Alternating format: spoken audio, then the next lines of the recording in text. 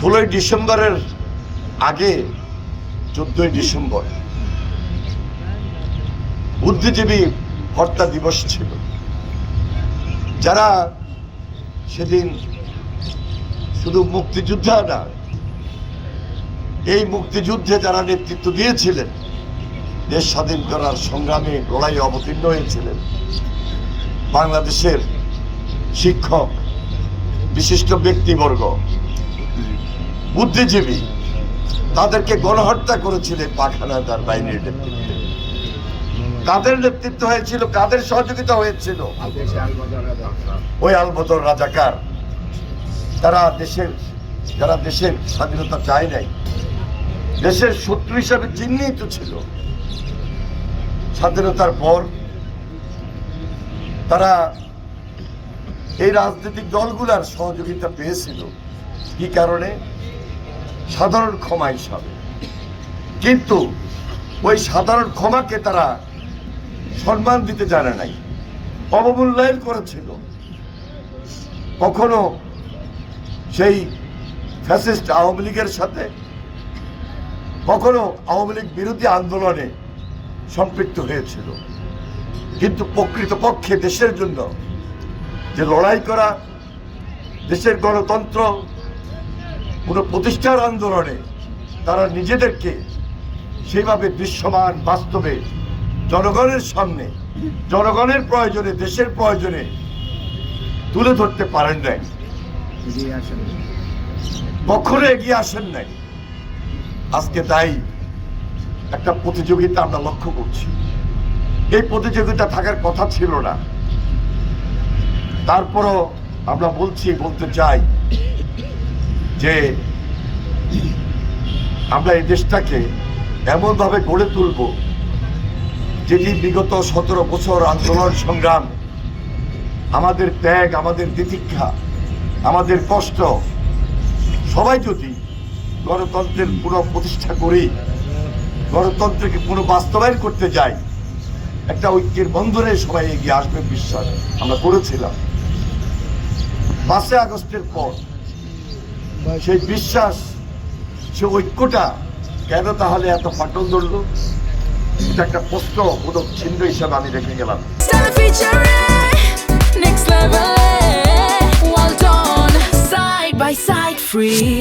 আমরা আজকে সেই প্রেসিডেন্ট জিয়ার দল করি।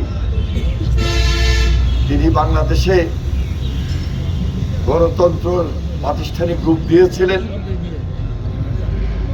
তিনি এই বাংলাদেশে মানুষের মধ্যে এই যে দেশের স্বাধীনতা এবং সার্বভৌমত্বকে প্রতিষ্ঠা করার জন্য এই লড়াই যুদ্ধে অংশগ্রহণ করেছিলেন। এবং তার পরবর্তীতে দেশের বেগম খালেদা জিয়া আপসিক ভূমিকা অবতীর্ণ হয়ে ওনার শাহাদাতের পর, ওনার মৃত্যুর পর দেশের হাল ধরেছিলেন।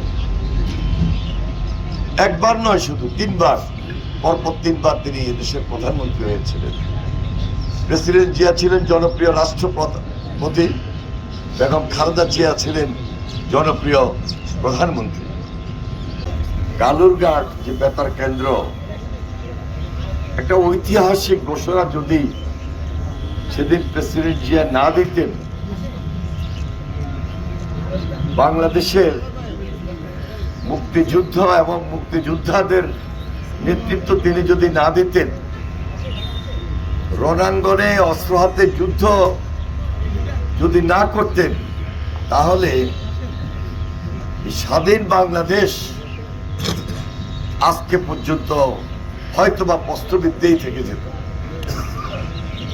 এই যে ঐতিহাসিক ঘোষণা, ঐতিহাসিক সিদ্ধান্ত, একজন সৈনিক তিনি সে সময়ে তরুণ বয়সে দেশের আপামার জনসাধারণের পক্ষে পাক হানাদার বাহিনীদের বিরুদ্ধে যে ঐতিহাসিক ঘোষণাটি দিয়েছেন, আমরা আজকে শ্রদ্ধার সাথে শহীদ রাষ্ট্রপতি জিয়া রহমানকে গভীরভাবে শ্রদ্ধা করছি, সম্মান জানাচ্ছি এবং তার আত্মার মাগফিরাত কামনা করছি। মহান আল্লাহ তাআলা তাকে বেহেশতে নসিব করবেন সেই সময় তার সহধর্মিণী বেগম খালেদা জিয়া একজন মহিষী নারী, তিনি এই যুদ্ধকালীন সময়ে বন্দী হয়েছিলেন। তিনিও ছিলেন একজন বীর মুক্তিযোদ্ধা। আজকে তিনি মৃত্যুর সঙ্গে পাঞ্জা লড়ছেন। জিয়া পরিবার দেশের জন্য ছিলেন, দেশের জন্য লড়াই করেছেন, সংগ্রাম করেছেন এবং জীবনটাকে উৎসর্গ করে দিয়েছেন। গণতন্ত্র বারবার হুমকির মুখে পড়েছিল, গণতন্ত্রকে সবল মেরেছিল। গণতন্ত্র পুনঃপ্রতিষ্ঠার লড়াই আমরা বারবার যুদ্ধ করেছি, লড়াই করেছি, সংগ্রাম করেছি। প্রেসিডেন্ট জিয়া যখন স্বাধীনতার পর দেখলেন বিভক্তি, বিভাজন, দুর্নীতি, দুঃশাসন, দুর্বৃত্তায়ন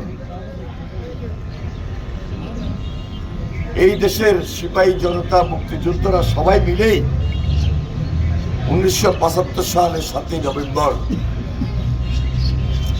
তার নেতৃত্বে এই তলাবিহীন জুড়িকে, এই তলাবিহীন জুড়ির বাংলাদেশকে অন্ধকার থেকে আলোর পথে নিয়ে যাওয়ার জন্য দেশের নেতৃত্বে বসিয়েছিলেন। এই ধারাবাহিকতায় তিনি জাতীয়দল সৃষ্টি করেন, বাংলাদেশ জাতীয়তাবাদী দল সৃষ্টি করেছেন। তিনি শহরে বসে থাকেন নাই, সবাইকে নিয়ে গ্রামে গিয়েছেন। গ্রামের মানুষের সাথে তার সৌহার্দ্য, তার সম্পৃক্তি, তার বন্ধন এবং হৃদ্যতাপূর্ণ সম্পর্কের মধ্য দিয়ে গণমানুষের নেতা হয়েছে।